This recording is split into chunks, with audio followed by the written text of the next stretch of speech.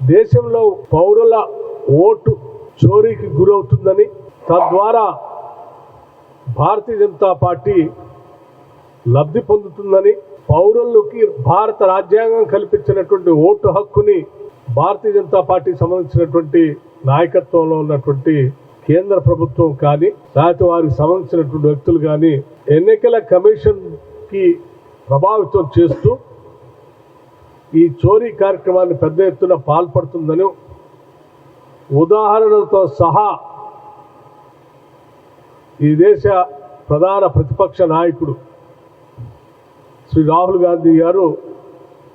Video ప్రజెంటేషన్తో సహా చక్కగా దేశ ప్రజలందరికీ వివరించిన విషయం కూడా మీ అందరికీ తెలిసింది. కేవలం ఓటు చోరీ గురించి తెలిసిన సమాచారం దేశ ప్రజలకు చెప్పటమే కాకుండా దేశంలో ఉన్నటువంటి పౌరుల ఓటు హక్కులను కాపాడటం కోసం ఆయన పెద్ద ఎత్తున బీహార్లో పాదయాత్ర కార్యక్రమాన్ని కూడా చేపట్టడం జరిగినటువంటి విషయం కూడా మీ అందరికీ తెలిసింది. దానికి సంబంధించి కూడా పిఏసి కమిటీలో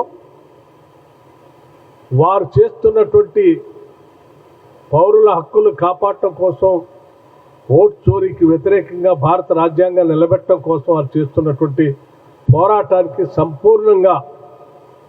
మద్దతు తెలపటమే కాకుండా సంఘీభావం తెలపటం కోసం